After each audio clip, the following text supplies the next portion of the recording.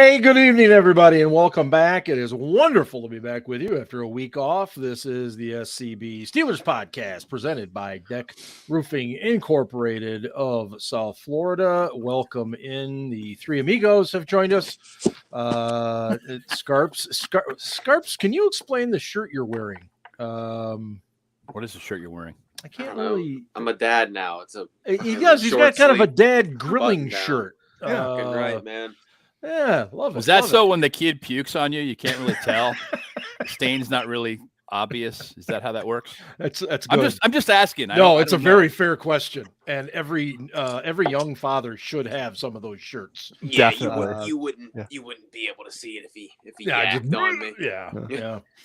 Yeah. Once again, we are proud to be part of the Variety Sports Network. It is great to have people climbing into the chat right now. I see Burner's here.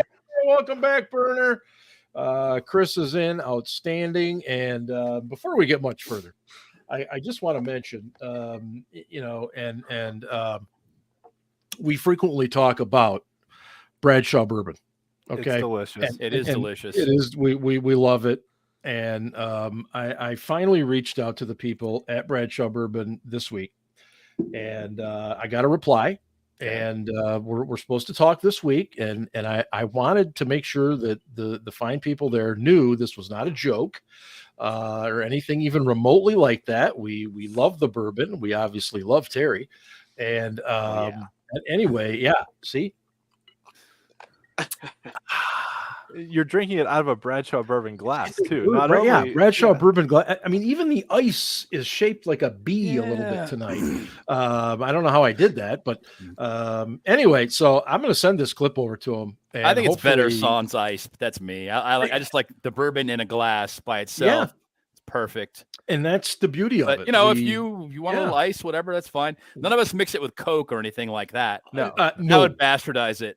I agree. This is one bourbon I am not mixing with anything.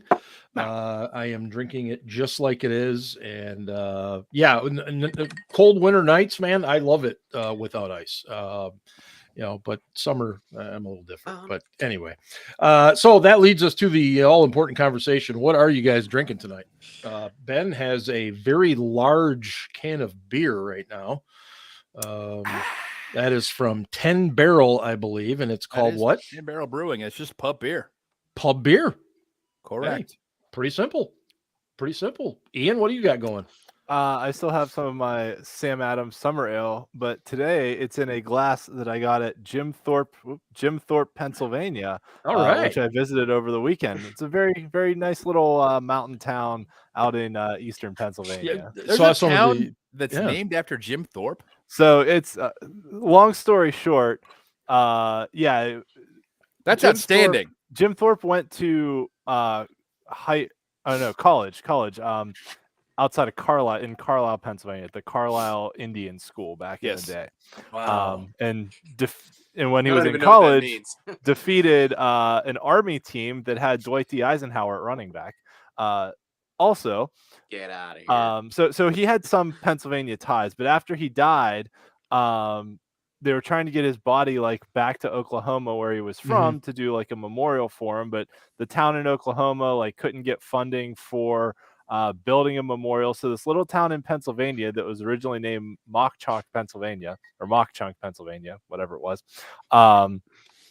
basically said, not only will we build you a monument and all this other stuff, but we'll rename our town after you, because they were trying to attract businesses and investment to their community. So it was in the 1950s when you could still do that kind of stuff.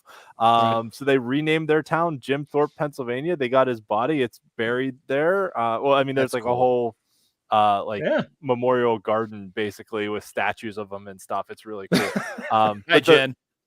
The town itself is also pretty neat because it's a very old coal region town, sort of situated in this valley between two mountains right along the Lehigh River.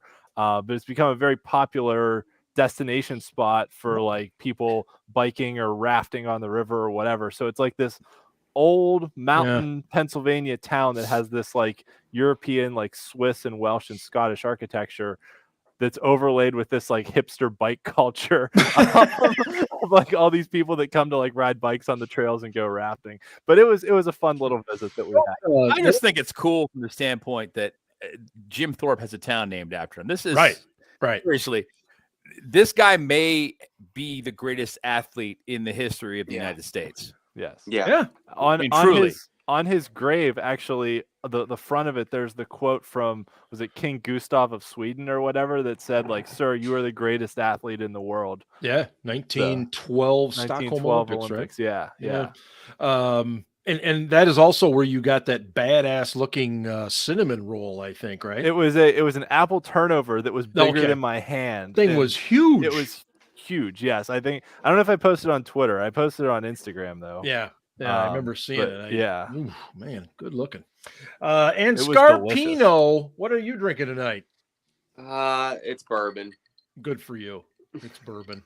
It's bourbon. It's bourbon. I got Costco bourbon. I got a new setup here.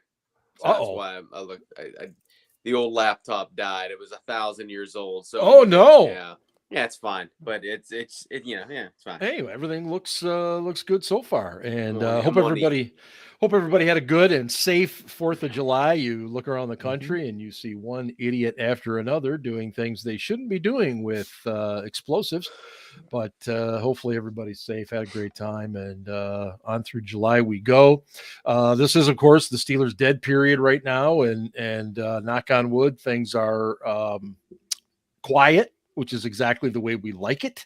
It's nice to see TJ Watt out playing some golf with his brothers and his dad, and see some other guys relaxing along the beach and all this other stuff. Kenny Pickett still grinding. He's getting at it with his QB coach and stuff. So, a little bit of week off to get married, and now he's back at it. Yeah. In fact, you know what? I think he actually had a workout the day before his wedding, I think, with his QB coach, Tony, and I can't think of his name, but that's the kind of dedication I want from my quarterback. In fact, I'm little Melvin joining us. Hi, Melvin.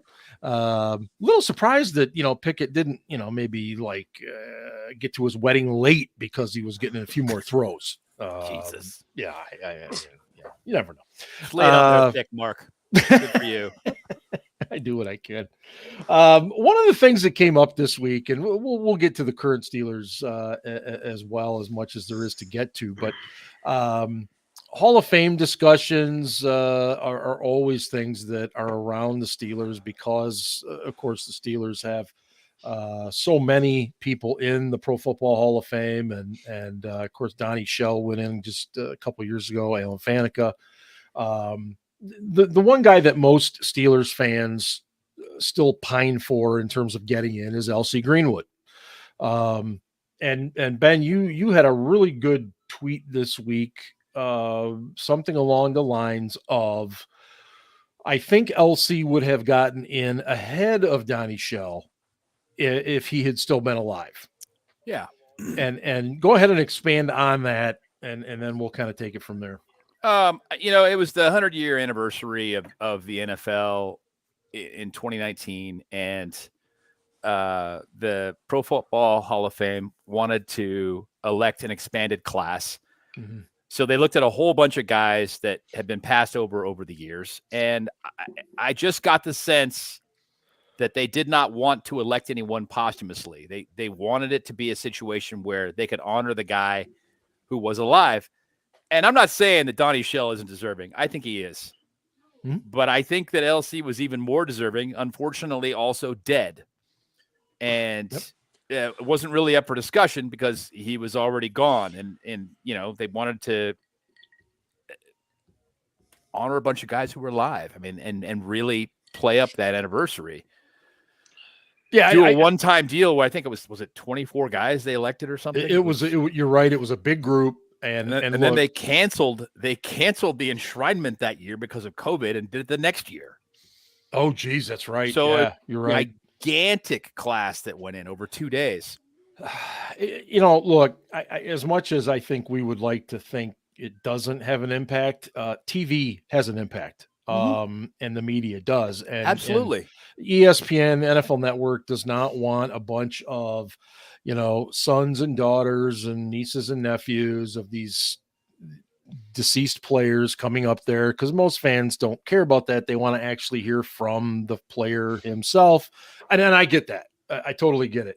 But your tweet hit home with me, because the more I thought about it, I think you're right. I think he probably would have gotten in that particular case. And I still think he should get in. Now, Ian, we had our little Slack chat and talking about it, and you posted some stats and stuff. If you look at him with his contemporaries, guys that are already in, I mean, where does he fall in there? Yeah, if you compare LC Greenwood with the guys of his era, he is far and away the best player that's not in the Hall of Fame. As far as, we'll call them edge rushers. I mean, they were pretty much all defensive ends at that point in time. Right. But the interesting thing now, though, is, probably, as much as I hate to say it, because I think he should definitely be in, is that, he's probably going to have to get in via like the senior committee or something like that. Because, just looking at him versus guys who have played nowadays, there's guys nowadays, your JJ Watts of the world, that put up better stats than LC did back in the day. Now, granted, your JJ Watt was playing 16 games a year and LC was playing 12 or 14. But nevertheless, it's, when you start trying to compare across eras, it gets difficult to do. Yeah, because people have different responsibilities then than they have now. I mean, JJ was a guy who played the run on the way to the quarterback. He was a pass rusher, even from defensive tackle, defensive end, wherever he happened to be lining up. Right.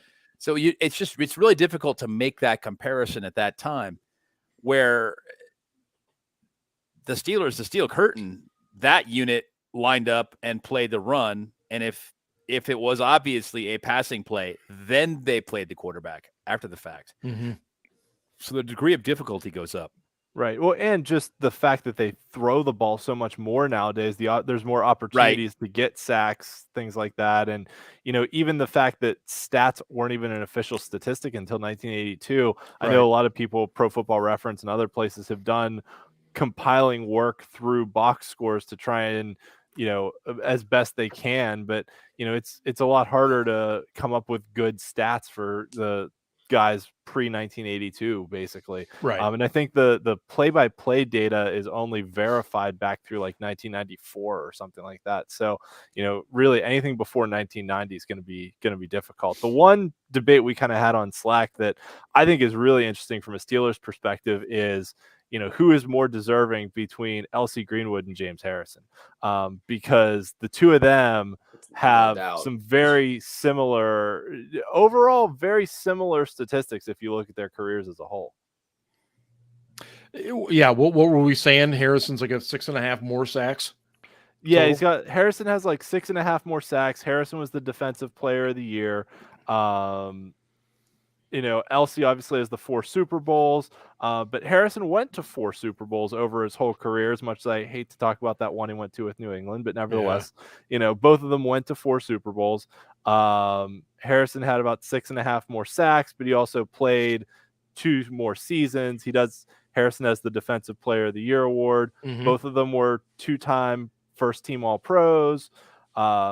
Greenwood went to 6 Pro Bowls. Harrison went to 5. So overall, a lot of those numbers that, Hall of Fame voters look at, very similar between the two.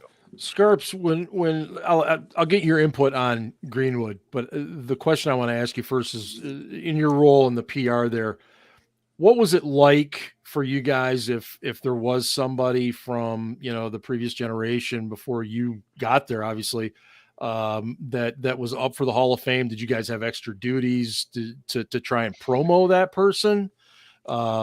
Do as much as you can to help them get in, or was it just kind of like hands off? It's a good question.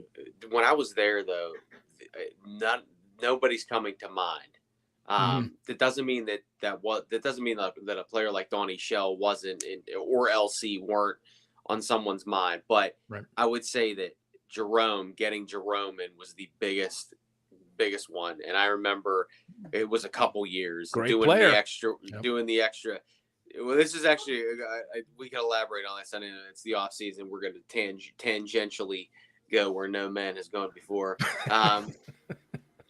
And I remember, I remember like it was Mr. Rooney. He was DMR, and he was like, we got to get Jerome in, and we just like, I don't know, just putting shit together, working with our graphic people. And I remember we like made posters and stuff. I don't know, it was just a really cool project. Yeah.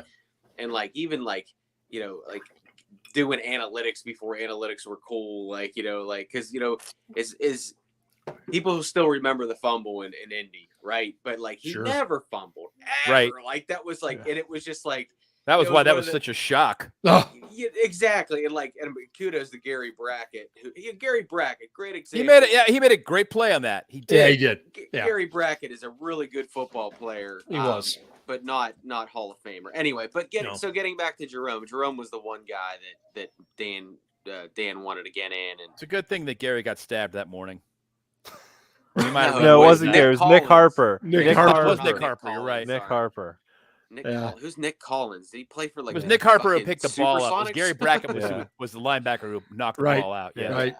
God, go ahead. Ryan, what year did you start with the Steelers? I was there 10, and then I left 6 years ago. So right July 2017. Okay. I was just looking back through who got in. So Dick LeBeau got in 2010. Yeah, that was cool. We got to go there for that. Dermontti Dawson got in 2012. Yes. But that was kind of a guy from before your era. Yeah, but there was not a huge. I mean, honestly, like the old saying, like you can't put every Steeler in. Yeah. Oh yeah. But then when it comes to like LC should be in. Like let's be honest here. But Jerome getting the bus in was the biggest charge that we had. But thinking about LC and this kind of ties in with my whole. I don't know. I have a lot of beefs about the Hall of Fame, but I would say that there's a large group of people who say that longevity shouldn't matter. When it comes to being a Hall of Famer. And I completely disagree because if you're ever going to put up gigantic stats, you have to be in the game a long time. Yeah. There he is. Yeah, but no, you're good. there. You're there. Consistency over a long period of time. I agree with you. That's frozen. You look at a Marvin Harrison and you're good to go. You know what I mean? Right, that guy, I mean, consistently great over a long period of time. Yes. It just, oh my God. I mean, right. That's the kind of thing you want to look at. And I think that Jerome wasn't that great at running back, if we're comparing players. Mm-hmm. I don't know how you compare running back to a wide receiver, but he was very, very good for a very long time. But so somebody like a Frank Gore, I think Frank Gore's a Hall of Famer. Gore, I agree with you. I agree with you. And part of it is longevity, but also if you go look at his stats, the dude was consistent as hell for years. For a long time. He didn't have this huge drop off and just kept playing to play. No, he was consistent. He was 137 years old, still getting 800 yards rushing. Yeah. So I think, and to your point about, LC and there's already too many Steelers in there. And, look, there's the argument in every sport right now about the fact that the Hall of Fame has become, it's like the Hall of okay or the Hall of good. And, Deion Sanders has expressed the interest in saying, look, we need to have like this spot in the Hall of Fame for like the super elite players. And then everybody else is just in. And I'm not really a fan of that. I think if you make the Hall of Fame, you make the Hall of Fame. I agree. And I'll go with what Berner's asking right now, because we did talk a little bit about this in the pre-show. Antonio Brown. I'm just going to I just want to make one quick point sure about Frank Gore, because we were talking about it. Yeah. If Curtis Martin is a Hall of Famer, Frank Gore is a Hall of Famer. Oh, man, Curtis was better than Jerome. Curtis was a very, very good player. But I don't know if he was better than Jerome. He was good. I think for a long period of time. This is my point. But the long track record of consistent good play. You know what I mean? Especially in a really difficult position. That to me is huge. And so again, I'm going to say I'm going to second your point. And just say if Curtis Martin is a Hall of Famer, and he is in fact in, then Frank Gore is a Hall of Famer. Yeah, and Ben, I hate when we agree, but I think guys like Curtis Martin and Jerome Bettis and Frank Gore are all very similar. And I know some had more accolades, some have more accolades than others. But like, I just like look at those things. It's like I don't know, and believe it or not, there is a group out there that does not like longevity. Still, Dad, you look like you're on the fucking cover of a $1 bill. What are you talking about? Your picture's frozen, Mark. Frozen. That's why I said. It's weird because I'm moving on mine, but I thought I cut out. No. Nah, you guys just keep doing your thing. I don't know what's going on here. But so as far as AB goes, since we're apparently going to argue about wide receivers now, I have one more point on LC before we get to AB. Yeah, all right, that's great. I think Ryan has said this before, that it's the Hall of Fame, right? And arguably, kids these days, right, don't friggin' know who, like, I don't know, pick somebody that just. Oh, come on. The kids know a hater when they see one, and they call Ryan out for it all the time. No, all right. Kids these days don't know who Joe Klecko was, who just got in, right? They're like, Joe Klecko, who the fuck is that? Everybody knows at least what the Steel Curtain was. And if you say LC Greenwood was a member of the Steel Curtain, people are like, fuck yeah, he should be in, right? That it's the Hall of Fame. And I mean, part of it is being okay. So famous. Should John Banaszak be in? No, but but I mean, LC was deserves to be in. I agree with you. And he was incredibly productive, and he made LC and Mean Joe made life for the guys on the other side of the line very easy. And I bet if you I got to work with Joe Green a lot, and that was very intimidating at sometimes because it was like Mean Joe. I mean, what else are you gonna say? But every time, like I would interview Joe or just ask Joe, bullshit with Joe, whether it was off the record or on the record, he always talked about his defensive teammates. He called Mike Wagner the quarterback of the Steelers defense. And I remember they all did. I remember thinking like, God damn, like that's high praise. But like he would say the same stuff about his line mates, and like he loved LC. So like, one thing I would like to see is maybe that they expand that sort of senior committee so that they're more older players get in. They should it should be a discussion. Yeah, anyway, right. And I'm not saying everybody should get it. I really feel that if LC were still alive, he would have gotten in over Donnie Shell because he was a better player. I don't disagree at all. I think I've told this story that LC died when we were playing the Vikings in London, and none of the phones worked, and like Art. Dan, we're trying to call the PR team to like talk about like, were we going to release a statement or whatever? And I just remember like running around Wembley Stadium trying to find like the AFC head PR guy, Corey Rush, a good dude, and be like, Corey, the fucking phones aren't working, man. Like, what are we doing here? Good time. So did we get to the Antonio Brown discussion yet? No, but the discussion board over here is lighting up about AB and Hines Ward. And I think real quick, let me touch on Melvin's question because he makes a good point, and this was the big argument with Terrell Davis when he got in. I think he played 6 seasons. Yeah, I'm sorry, I still don't agree with that election. He was really great for 1 year, and he was pretty good for a couple more years, and that was it. And we can talk about this. This is the way I feel about James Harrison is that we fall in love with the story rather than the career. Right. And again, Debo, if you're watching, punch me in the face, whatever. But like, I think you were a really great football player, but I don't necessarily believe that you were a Hall of Famer. And you were money in the playoffs, and you had arguably one of the best plays in Super Bowl history. But I just don't know. Like, if you look at the overall season or the overall career, and you look like season by season, he was dominant for a period of time. But is that good enough? And I look at you talk. I don't know either. Story. I think he's on the bubble. Talk about the story.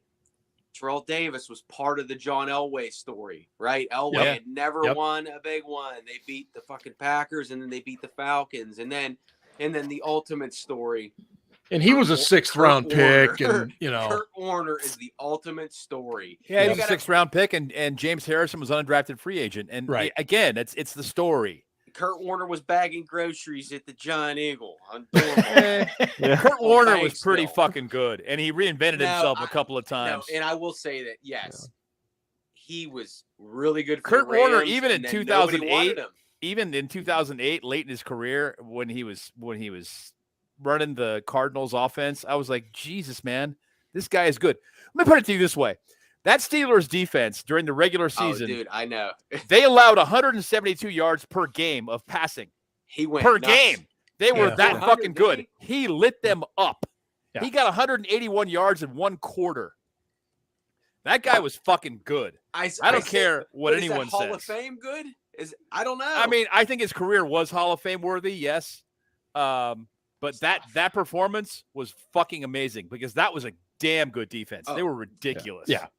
When Larry scored, I figured it was over. Like, I really, I was a little sad myself, but then I was like, well, Ben's got the ball, and we do have over 2 minutes. How many timeouts? Yeah, fuck it, we got this. I mean, seriously, that was the way it was. Especially after it started with a holding penalty, and then it was really like, oh god. But with that fucking guy, like every time you're like, 2.5 minutes, and that dude, 2 timeouts. Yeah, fuck it. We got it. That dude didn't care about one off-season workout. None of that stuff. I know. So when we and this is like I said, he still just fucking showed up and balled out. God. So part of me is when we see these Kenny Pickett videos, I'm like that's all good and all well and good, but I'm gonna tell you what, like, he is not going to go out there and fucking let it rip like Ben did. And Ben could have came in there cold, like not now because he has no legs, but like husky Ben that like didn't practice for like a month. He'd go in and he'd throw for 400 yards. Like, it didn't matter. And would. He absolutely would. And I'm just like, I'm like watching that dude work was just like, I just sit there like, God damn, like that dude has such a beautiful arm, and like he just doesn't give a shit about anything else. And even when he did lose weight, I was like, oh damn, he's in good shape. And then it's like, but I prefer Husky Ben. Anyway, sorry, I can't. It's all good. That's fantastic. Is Antonio Brown ever going to get into the Hall of Fame? All bias aside, and I say this because if you look at AB's career, he had that dominant stretch between 2013 and 2018. And my whole thing about it is if you look at his numbers before and after, they are significantly lower. Right.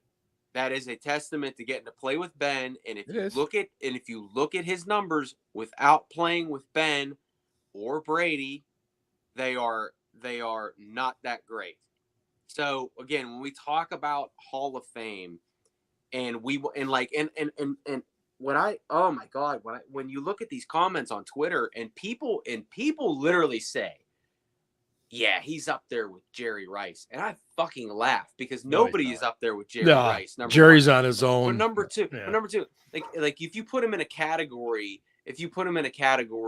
with Rice and Moss and T.O., his numbers aren't even close to those guys. So it's like you're living off of those 5 year, that 5 year span, and as great as that 5 year span was, I don't know if it's. It was 6 years, and I absolutely think it was great enough, but I think I probably hope, because just like Scarps, I'm a hater, as the kids would say, and And T.O.'s a T.O. was an asshole too. I hope they give him the T.O. treatment. It was just ass. Yeah, Claude said that. And Claude said it, and we've talked about it on this show. Yeah. I hope they make him wait a few years. I think that AB is a first ballot Hall of Famer. He was that fucking good.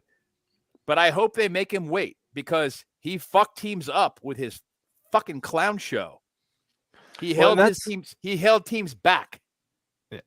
Just like Terrell Owens did. And that's where I come in too, that like right now, because he's still out there being a clown, like to get into the Hall of Fame, you have to have a media member willing to advocate for you.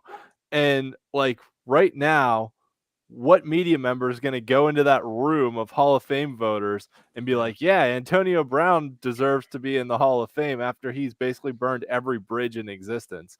Very tactfully is how that's going to happen. Yeah. It's going to be like, listen, we know this guy's a fucking jagoff, but on the field, he was money. I think he eventually gets in, but the problem you have at wide receiver now, somewhat like we talked about earlier with the proliferation of passing games, is there's such a backlog of guys that, I mean, just guys we've mentioned already, right? Larry Fitzgerald definitely deserves to be ahead of Antonio Brown. He's in. Yep. Torrey Holt's been waiting for a few years. Reggie Wayne's been waiting for a few years. I know Julio Jones was a contemporary of Antonio Brown, but those guys are both toss-ups. Like they're neck and neck to me, like as far as how their careers went. But even other guys like Andre Johnson, Steve Smith, slightly less good than AB, but like didn't burn bridges. Well, Steve Smith was kind of a jagoff, but Andre Johnson was like the nicest guy. Yeah. But Steve Smith, I don't think Steve Smith was a giant. He was when he left Carolina. He was a fucking prick. Okay, he wasn't as big an asshole to the fans when he left Carolina as AB was. But he was like an I said, asshole. and I'm not saying that Brown. I'm not saying that Brown wasn't great. He that 6-year span was phenomenal. It was legit. But I sit there and say again, his numbers after he left the Steelers declined in half. And yes, he won a Super Bowl, but he sold his fucking soul how many times to go play with Brady, and then he quit. He quit mid-game. Yeah. He quit mid-game on Tom and on Bruce Arians. Yeah. And Bruce Arians knew how big of a fucking asshole he was. Right. And he signed him anyway. Yes. Yeah. So it's like again, like all bias aside, and I've said this many times, like I just wish the dude would just come clean one day and be like, I need to fucking right the wrongs. I have problems. I'm sorry. And I think if he did that, he would get, and that's what I'm saying. But like, if you sit there and think about T.O., I don't even think T.O. made as much noise as he did. Is it possible that one incident keeps him out? Maybe, and that's where I was going to go. I mean, that's a big thing to walk off a field in the middle of a game. People talk about all the time the fact that the reason that Ricky Waters is not in the Hall of Fame was for what? For who? For the alligator arms catch where he dropped the ball on purpose. Remember that? And then he was asked about it after the game, and he was like, for what? For who? Why would I try and make that catch? And AB also quit during the middle of a fucking game. And granted, it wasn't what he was the highlight of his, the height of his powers. Waters was absolutely at his peak, and he pulled that bullshit. And people remembered it. Oh my God. People in Philly will never forget it. No.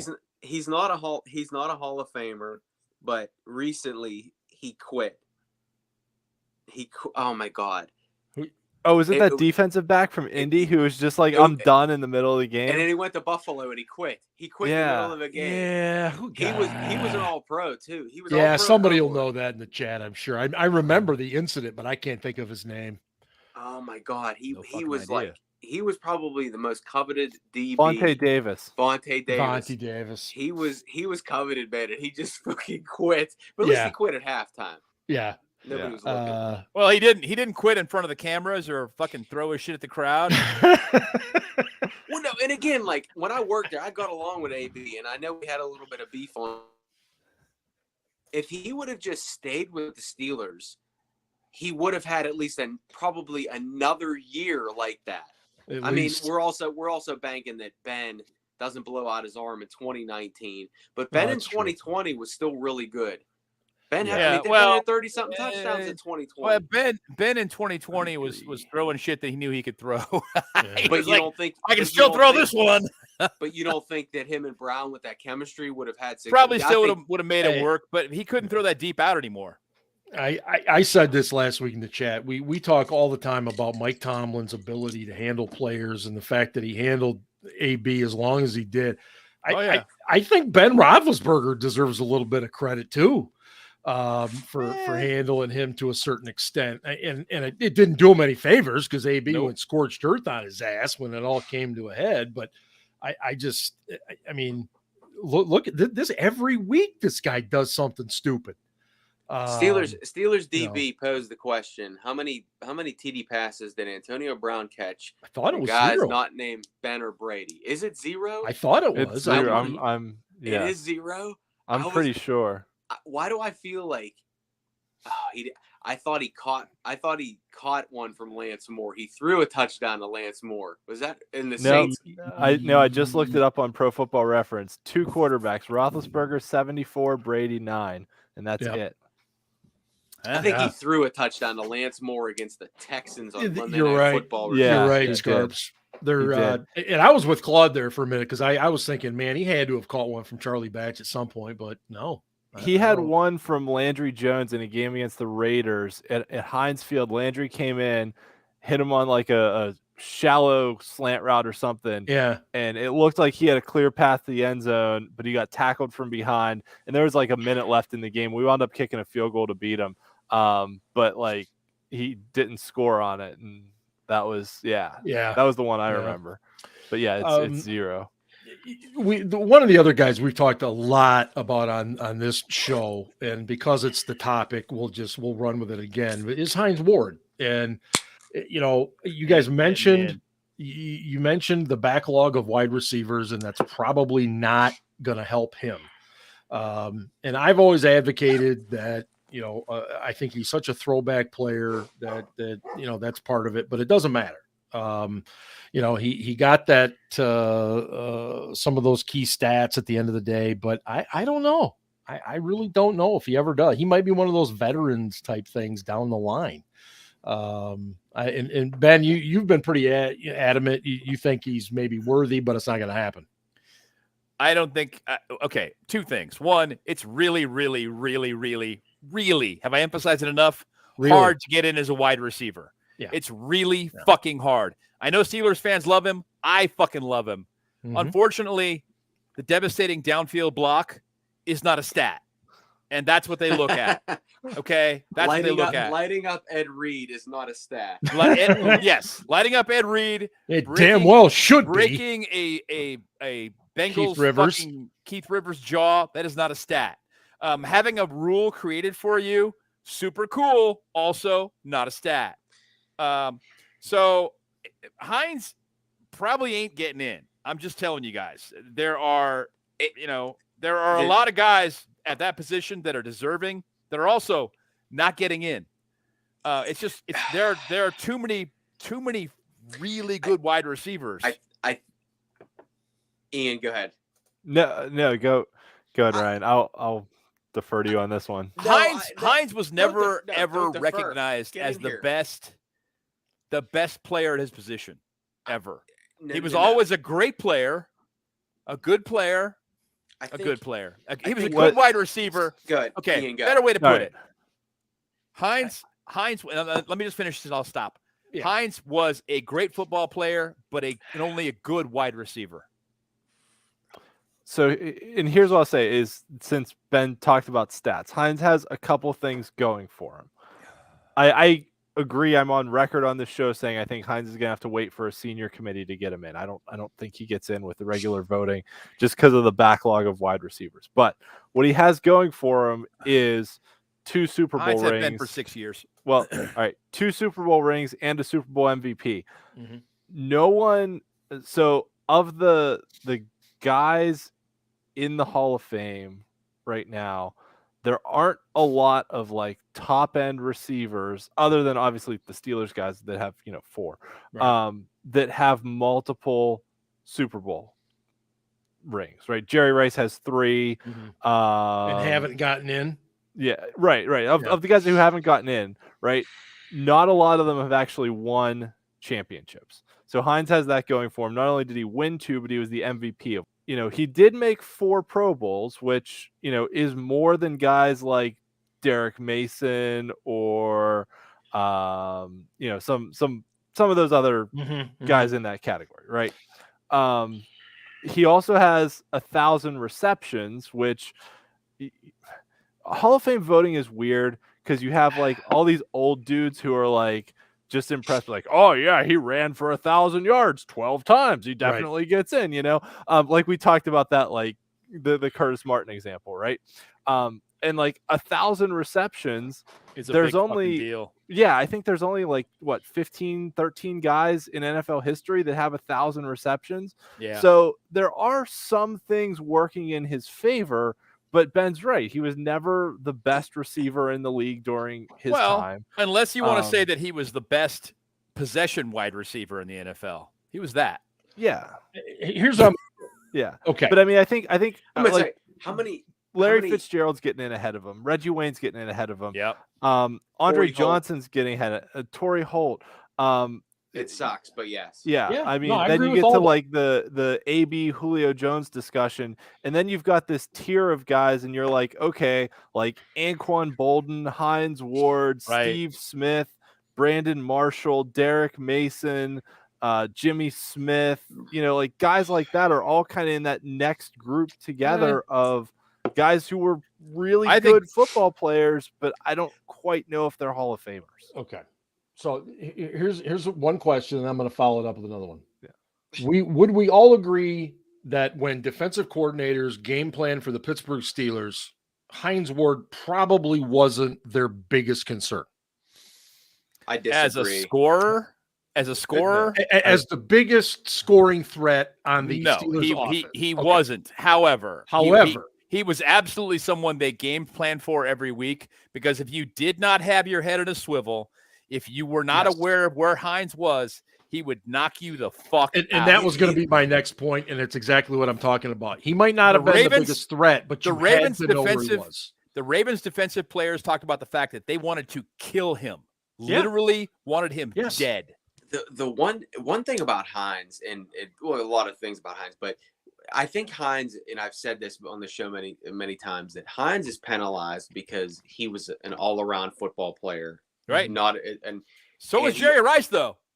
Yeah, but Jerry Rice is also a really great, really fantastic wide receiver, but he was one of the best football players I've ever watched. Yes. But okay. Then Hines also played sort of in that late 90s, early 2000s Steelers where, it was, Kent Graham, Cordell and Kent Graham. And then Tommy Maddox. God. Ugh. I think, and Hines, like, I don't know, Hines was not he wasn't a big dude. Like, that's the other thing about it too, is like, he wasn't the biggest dude, but like that dude fucking just knew leverage, and he knew where to hit you and when to hit you. And like, I don't know. So like, and he always knew where the sticks were. Like if you threw to him 2 yards short of the sticks, he was getting that first down. And I'm drawing, maybe a selective memory here, but like when can you remember a time where Hines dropped the football or fumbled? I mean, here and there, but it didn't happen very often. Not often. So I guess so when we talk about the Hall of Fame, like we fall in love with the numbers, and I get I get it. Like, oh, he had 7,000 yard seasons. Yeah, I totally get it. And there's a lot of, I'm just sorry to disappoint the audience, but there's a lot of boomers on the voting committee and whatnot that sort of fall in love with that. But I feel that those types of things are necessary. Like, I think you need to look at each era and not sort of compare. Like, like Hines has more receptions than AB, but AB has more yards, right? Or no? Yeah, that's right. Okay. But Hines has more touchdowns? Yeah.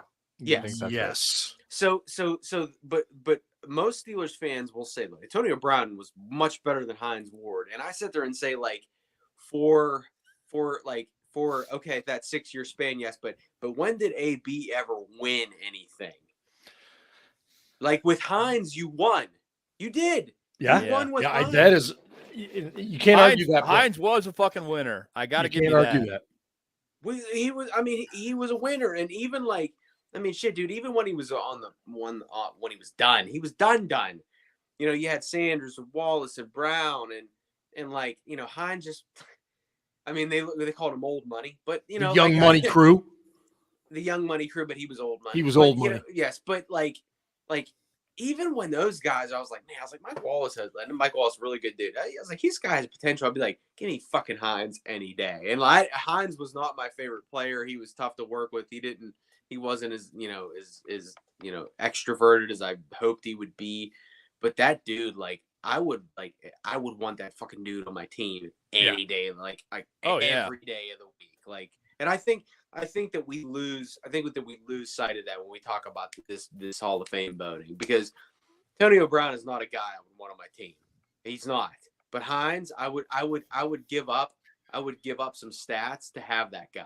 Yeah. And I mean, I know what you mean. He's a Super Bowl MVP, man. Like let's be real. Like, that means something. Like, it's not always going to get you. I don't know. Larry Brown was a Super Bowl MVP. Do you think he deserves to be in the Hall of Fame?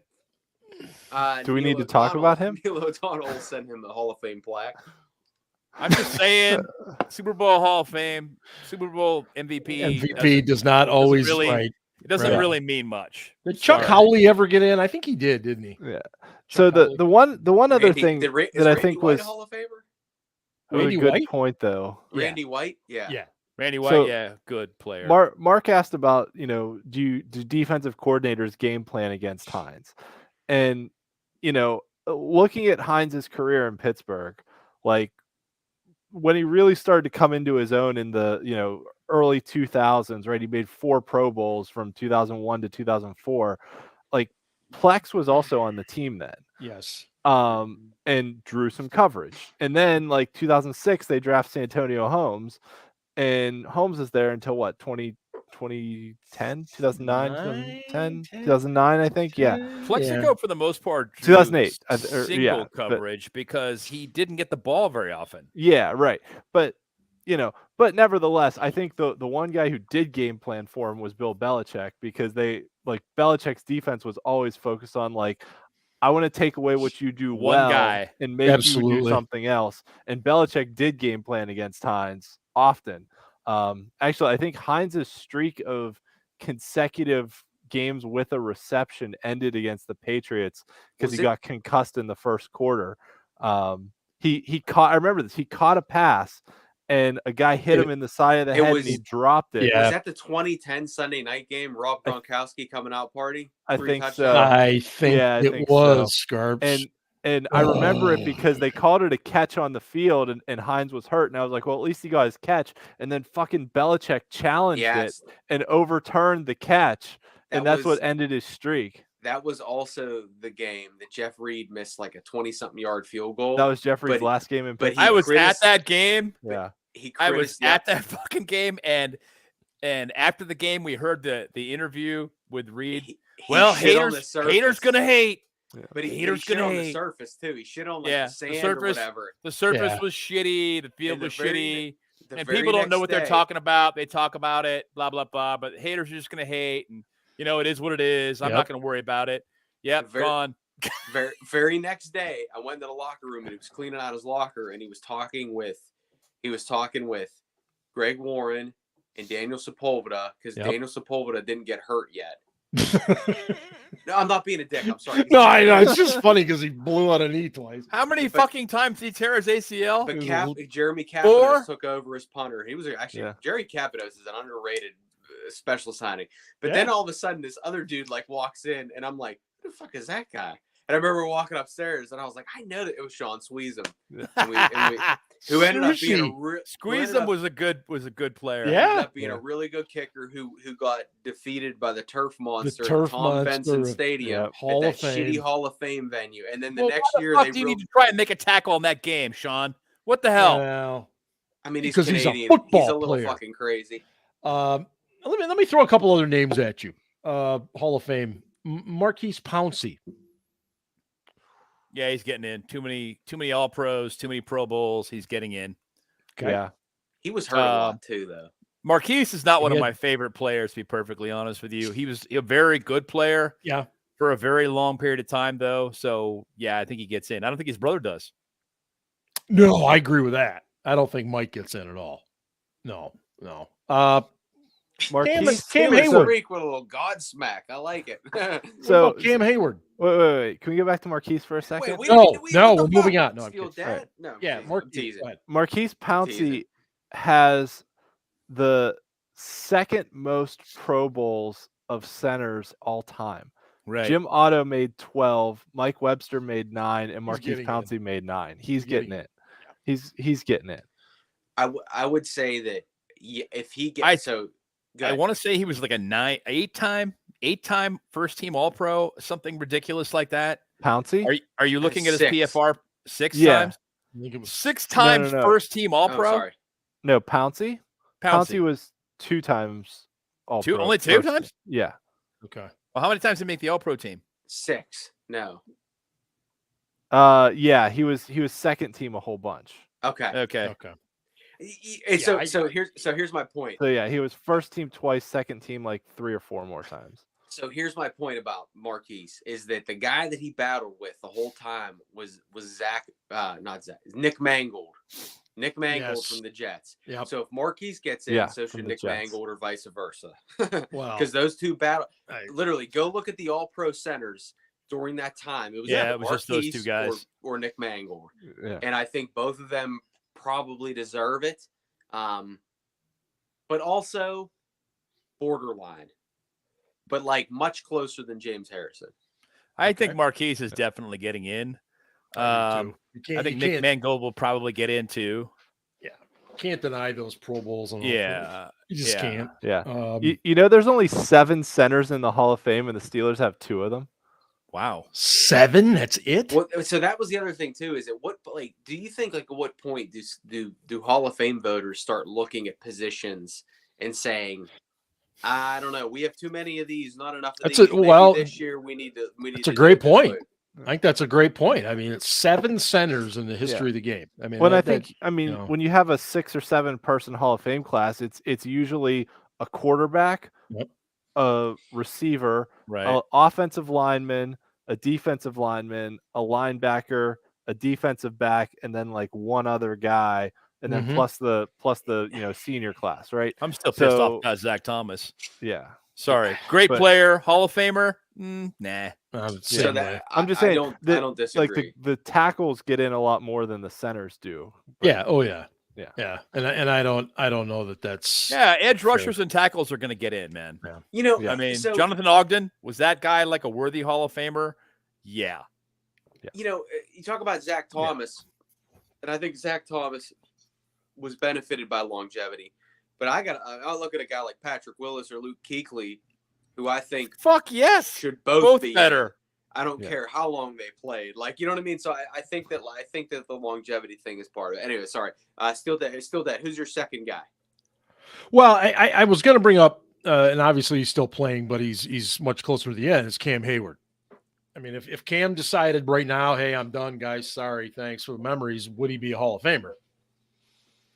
Cam is without a doubt a Steelers Hall of Honor inductee. Sure. Yeah. I don't know if he is an NFL Hall of Famer. I agree. Tough call. I agree, and I'm telling you this. This all started because on Sunday Night Football, Chris Collinsworth said, "Yeah, we're gonna see him at Canton one day." And I remember as soon as I heard that, I was like, "Oh God, what have you done?" And every Steelers fan that hates Chris Collinsworth at that time was like, "Oh, he's not so bad." And I love Cam. I love Cam. Cam was one of my favorite Steelers to work with. I think he is a Steelers Hall of Honor. Yeah. I think he is the epitome of a Steeler. I think, though, that he needs to have a couple more really good seasons, 8 to 10 sack seasons. And then I think you can talk about it. Does it hurt him that he doesn't have a Super Bowl too? Not only does he not have a Super Bowl, he doesn't really have that many playoff wins. Right. That's the issue. The team hasn't been that great since Cam got drafted. I mean, Cortez Kennedy from the Seahawks got in, and they were dog shit when he played there for a lot of the Cortez Kennedy time. was fucking great. He was really damn good, good. but I'm just saying, if Cortez Kennedy gets in and the Seahawks like sucked ass while he was there, he was, but he was their whole defense at that time. He was really good. Yeah, he was the one guy they had to account for. Other than that, they were like, Yeah. And I would also say too that I also like when I say yay or nay on these, I also try to think about how Hall of Fame voters think. Because I was around voters for a long, long time, and I've heard their conversations, and I've just heard, some of them are old curmudgeons. I'm just going to be honest with you. Like you see these like baseball Hall of Fame writers, they like release their ballot, and they're even worse, and they refuse to vote for somebody. And I'm just sitting there thinking, like, I don't give a shit how many steroids Barry Bonds did. That doesn't mean you're better at hand-eye coordination. Right. The dude was I don't give a shit. And you know what? I'm going to say this right now. Baseball was so much better when McGuire and Sosa and Bonds were rolling it out of their minds, hitting fucking 30,000-foot home runs. Okay. Right. Anyway, but I'm telling you this right. These dudes hold grudges. So Ian, you're right about AB. There ain't no media guy that's going to go to bat for him. Well, before we move on, I just want to point out the fact that at Big Ben's Hall of Fame, Aaron has offered to pay for drinks, and now Mr. Two Killer Bees has got the second round. So nice, gentlemen. I think we're all meeting in Canton. Burner account, I love it. Yeah, that Big Ben's burner, the other Big Ben's burner. Right. I think we're going because right now we just got to pay for gas and lodging. We won't have to pay for any drinks. Which quick Hall of Fame story. I have to share this. And I'm a little buzzed. Call God. CUEUPU. So 2010 Dick LeBeau ceremony, we bust up the Canton, and if I've already said this on the show, so be it. We bust up the Canton, and I have to take a leak, and I asked the whoever there, hey, I got to go to the bathroom. And he's like, hey, just go right in there. And I had a credential because we were with the Steelers, and I'm like, all right, so I just go into this locker room, and I like walk into like fucking Dan Marino standing there, and Ronnie Lott, and I'm like, I thought maybe there'd be like a nice special area for these guys, and I'm just like, I just gotta take a piss. So like I walk over, and literally Ronnie Lott and Dan Marino both walk into the stalls next to me. Like, Jesus Christ! Like if I was like, I've had stage fright my whole life. I'm like, no, I really got stage. It's a shame you never won one, Dan. Appreciate you. Laces out. Hey, if you thought pissing in the trough for Three Rivers was tough. Who was the other guy? I think it was Earl Morale, and I don't know why I know that. I think because he was older at the time, but I remember being like, I think that's Earl Morale. I remember like because I didn't have text at the time. That's how fucking long ago this was. I remember like calling my dad, like, Dad, you took a piss next to Earl Morale. Anyway, I suck. Anyway, you didn't ask to see Ronnie Lott's pinky when you were at the urinal, did you? That's none of your damn business. Okay, Dan. all right. Appreciate if you stay out of my personal affairs. No, that was a little expensive. Is Big Ben, by the way, is he first ballot? Yeah. Oh yeah. Yeah. Now that Brady, since Brady unretired. Since Brady unretired. Yeah. That helped. No, so. About it. Like looking, sorry, I'm going back to the Cam Hayward thing. Okay, like damn, looking I love at you, Ian, with your fucking stats. Let's go. No, I'm just looking at some of the other guys that are like his contemporaries, right? Trying to figure out, like who's he going to be up for debate with when they start talking about him, right? And you're looking at guys like, Ndamukong Suh, Fletcher Cox, Geno Atkins, Haloti Ngata. I mean, they're all kind of similar to me. Yeah. I mean, I can't say Cam is definitively better than any of those guys. It's a good group. They were all very darn good football players. But I mean, maybe like Aaron Donald's a surefire, definitely getting it right. Yeah. The other guy who is like Pro Football Reference has this Hall of Fame monitor where they kind of like scale guys. Right. Kevin Williams, who was on the Vikings for a while. I mean, that dude was just a behemoth on the inside. He was gigantic. He was a nose tackle only, really. Yeah. But he played 12 years in the league and made 6 Pro Bowls, 5 first-team All-Pros. I mean, he's probably getting in. But then, like with the contemporary guys of Sue and Cox and Atkins and Ngata and Hayward, Vince Wilfork maybe, but he was more of a true nose tackle. I don't know if it's hard to separate those guys and say like with wide receivers, it was really easy, right? It's like Larry Fitzgerald definitely getting in. But those guys are all kind of in a group together to me that I'm like, I don't know if he gets in. Maybe not. Does Nada has one Super Bowl ring, right? Yeah. That dude was fucking good. He was good. He was. I hate the Ravens. I don't know that he had the sack numbers though. Did he? He didn't, but he had. He was like Casey. No, only better. Yeah. Honestly, I mean Casey had a few years where he was just fucking ridiculously good, where he could rush the passer and run sideline to sideline at 325 pounds or whatever the fuck he was. Right. And I mean, seriously, he was just ridiculous. But Nada was even better, and really primarily a run stuffer, a true nose tackle, defensive tackle type. Yeah. So he was like a 0-1-3 kind of a tech. Mm-hmm. But yeah, fucking good. I don't know if he's got the sacks or not, but yeah, Nada was fucking amazing. He also broke Big Ben's nose. He did. Brutally. Yeah. Actually, there's a good question in the chat here from Claude as well that brings up another question. Mark, if you don't mind if I just go off on another tangent here. Go ahead. I'm going to take a break.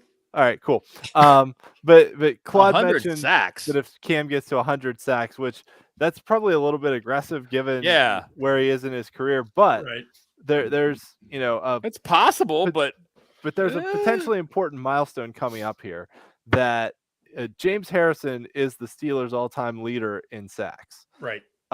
With 80.5, so 80.5 sacks. Okay. And Cam is where? And TJ is where?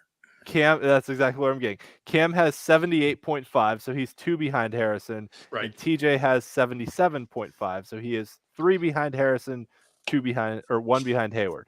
So they're both going to break Harrison's team record for sacks. That's without a doubt. But who's going to get there first? So basically, does Cam get 2 before TJ gets 3, or TJ gets 3 before Cam gets 2?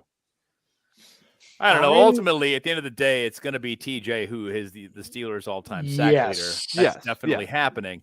Yeah. That's not a question. It's just like right now they're right there together. It could be a fluky thing where maybe Cam gets a couple of sacks right out of the gate. It's what he needs 2.5 to break it, right? And, 2 to tie, 2.5 to break it. And both of those guys they're competitors. They're gonna be driven to get to that number.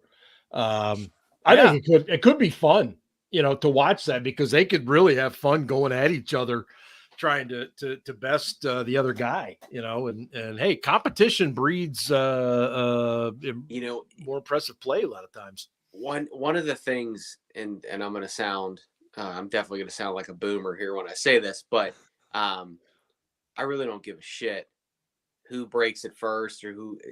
They need to win a Super Bowl, and I do believe that their lack of playoff success in recent years hurts any good player that they've had.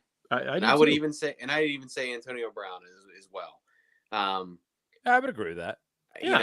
Obviously, when you win 4 Super Bowls, everybody thinks and that's it, Ryan, because that's what the standard is. And I don't mean to steal that from Mike Tomlin. I'm just saying that's what the national media looks at. They say, well, hey, all those guys had 4 Super Bowls. You didn't even get to 1, so there's no way you're getting in. So that's why, I think there was a very small window for Hines to get in, and he missed that window. But you can't take away the fact that must have been it. What's up? Steel Dad is secretly an Ohio State fan. Yeah.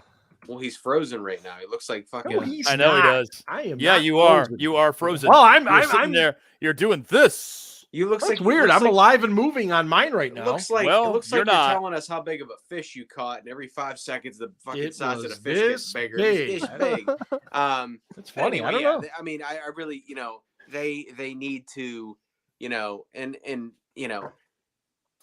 they, and I wouldn't even say so much I'm not even saying like Super Bowls, but like they need to be in serious contention every year. Again. Yeah. And they're not. They're just not. And I mean, they're like a hard team to play against. Nobody wants to face them. nobody's afraid of him in the playoffs right now. And I've said this, like, remember a couple years ago where TJ didn't win, when TJ didn't win defensive player of the year, and Steelers fans were all fucking pissed off about it. And I'm like, I don't give a shit about that. They didn't even make the playoffs. Like, right. Where are your priorities? Well, he did deserve it. Frankly, he deserved it. Yeah. Okay, that's all great, grand, and wonderful. No yelling on the bus, but like that. None of that shit matters. None of that shit matters. Like, and that to me, that's the thing. I don't disagree with you from the standpoint that yes, team goals are more important than individual goals. They should be. Okay, always. And team accolades are more important than individual accolades. So yes, I understand what you're saying. From the other standpoint, I do. I'm fucking with you. I'm just from the other standpoint, from the fan standpoint, when you're watching this guy and he's fucking playing his fucking heart out, and he's statistically beating the other guy who won the fucking award, and it's like, yeah, who won it that year? Aaron Donald. And it's just like, this is fucking bullshit. Okay, so on what planet are you going to tell me that TJ Watt is better than Aaron Donald? Better that year he was. That year he was. For 1 year. That year he was. He was more productive. Absolutely. He was the Steelers defense that year. He was that guy. Like earlier on when we were talking about Cortez Kennedy and how he was the Seahawks' whole fucking defense throughout his career. He was. Ian just asked a great question in our private chat. Yeah, yes. The private I chat. just meant it as an aside. We can talk about it. No, I think it's a great question. What if we haven't seen her play yet? But what about Patrick Peterson? But Patrick Peterson, a Hall of Famer. But and I just want to put this out there. Okay, Patrick Peterson is probably a Hall of Famer, but that does not mean we're going to get Hall of Fame level play out of this guy. That's an excellent point. Okay. Yep. What I do think they're going to get, and I think that the reason that they brought him in specifically, and we talked about this before the draft, was they knew they were going to bring in some young corners, and they wanted a guy who was smart and knew the game to talk to these young players and teach them and bring them along and benefit them that way. Yes. And that's why he was signed. Right. But to Mark's point, who better to learn from than a guy who's a future Hall of Famer? Yeah. I mean, right. And Pat Pete is obviously a smart player. So I'm not saying it was a bad signing. I'm just saying he's not getting better. No. Past his prime, and he ain't getting better. 34 years old. He's 33, yeah. But I mean, there aren't that many guys in the league right now, like cornerbacks, right? That you can say that guy's definitely a future Hall of Famer. So if you can go get one, and get a year out of them to help teach your young guys how to operate in the league. And I know they get two. I really am. Well, but you look at Peterson's team success. I mean, he hasn't done anything with the Cardinals. He hasn't won shit. But whatever. I mean, look at Larry Fitz. What the fuck did the Cardinals do when he was there? They did dick. Is he a first ballot Hall of Famer? But he at least got to a Super Bowl. Absolutely, and he's a first ballot Hall of Famer. Yeah, that guy is a stud. But that dude, yes, but he performed. He performed at his position at the highest level. So did Pat Pete. Okay, Larry definitely more than Pat Pete, but Larry was catching balls from fucking Cade McCown and shit or something. Yeah, it didn't fucking matter. I get it. I know, but Patrick Peterson. And again, looking at Peterson and going, okay, what did the fucking Cardinals actually have on defense? They had nothing. They had him, and that was pretty much it. Mm-hmm. And it's the same kind of a deal. So you're out there on an island by yourself on a shitty team, and you got to perform, and you know they're not going to be a contender every year, and you perform anyway. And that's the kind of guys we're talking about here. Yeah. So, from the standpoint that both those two guys, and obviously Larry Fitz never played in Pittsburgh, but both those two guys, smart, high caliber individuals, high character individuals, great players, all around great guys, people you want to be around. From that standpoint, really, really good signing. But here's the caveat. If you're counting on Pat Pete to be a great player this late in his career, no, that ain't going to happen. Yeah, I agree. I think his contribution is going to be in team chemistry and teaching these young players how to be good players. Mm-hmm. That's going to be his contribution. And don't get me wrong, that's valuable. It really is. But let's not go, he's going to be better than Cameron Sutton. No, he's not. Is he better than Michaela Weatherspoon, though? Probably, No. yeah. Who I am. Is he better than James Pierre? Come on, man. Keller Weatherspoon had about 5 games. All right. In 2021 those questions where he looked good. No. Right. But here's right, what I'm saying. Right. I'm a big believer that, like, you look at your depth chart and you say, is this guy, where does he fit, right? Is he better than our 5th guy? Yes. Is he better than our 4th guy? Yes. Is he better than our 3rd guy? Yes. Is he better than our 2nd guy? Maybe not. But, like, okay, he's our 3rd best corner. Is it worth signing him? Probably yes. So, that was like the debate people had with, whatever backup quarterback you want to talk about, right? It's like, is he better than our 3rd best quarterback? Well, yeah, at the time, right? It was like, well, yes. Okay, so maybe he's worth considering to bring him in, even if he's like Mason Rudolph, right? That's a great example, right?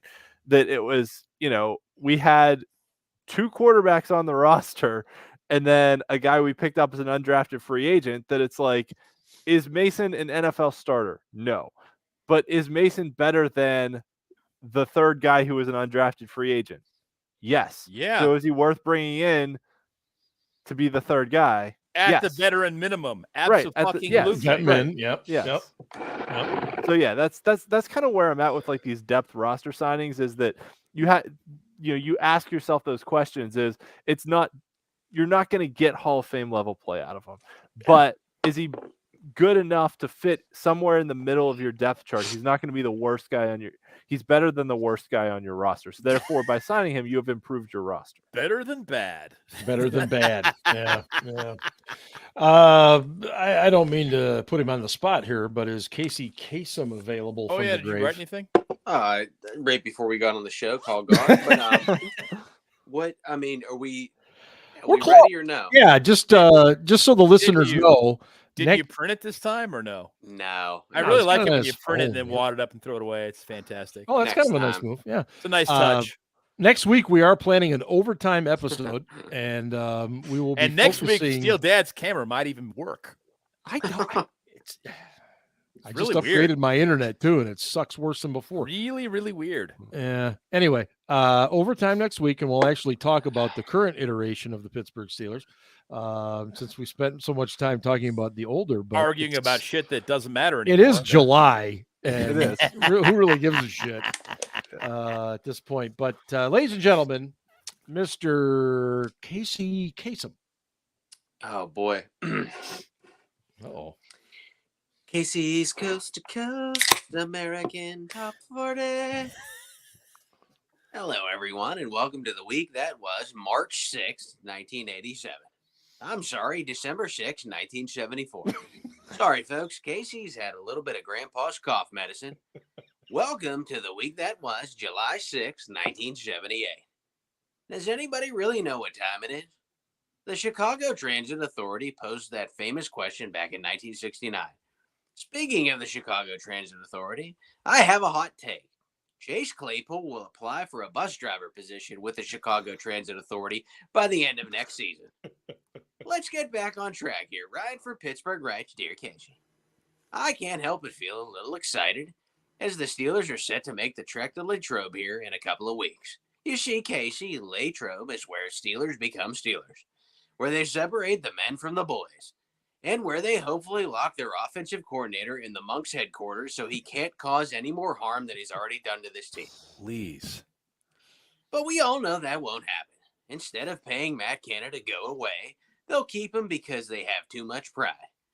As my Yinzer priest, Father Tommy, said during last week's sermon at the Our Lady of Sister Mary Elephant's Cathedral, when pride comes, then comes disgrace. But with humility comes wisdom. Go Steelers. That was a Yinzer Casey for those listening. At this point, I'd be just as comfortable letting artificial intelligence coordinate this offense.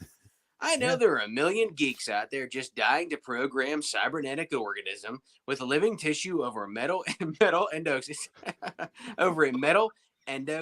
skeleton that can effectively design passing concept to scheme guys open. That's a little Terminator terminology for you. ChatGPT could randomly generate the plays. It couldn't be any worse than it's been the past 2 seasons. Yeah. The Steelers' biggest mistake they made this offseason was keeping Matt Canada. There was no reason to bring him back. Casey, even if he has a decent 2023, he'll be 1 out of 3 as an offensive coordinator. He'll never be Meatloaf. Well, Ryan, I see where you're going here. Up 1 spot to number 11. Here's Meatloaf. Off his 14-time platinum album, Bad Out of Hell, here's 2 out of 3 ain't bad. That was horrible. Oh, God. I enjoyed the Terminator bit. I couldn't get through it though. I need to do these earlier so I can rehearse them. It's fucking horrible. No, actually, all good as usual, Scarps. And next week we'll start looking into the Steelers team as he said they're getting ready to report July 27th. The players will report to Latrobe and St. Vincent. Don't call it St. Vincent's, kids. It's St. Vincent College there. And so it's time. And we've had a great summer so far talking about just about everything else. But getting ready to talk some 2023 Steelers. And thanks to everybody who, again, jumped on with us on a Thursday night. And we look forward to everybody else. Please do so. We love having you. And that'll do it for us. This has been the SCB Steelers Podcast, presented by Deck Roofing Incorporated of South Florida. And hey, go Steelers. Ravens suck.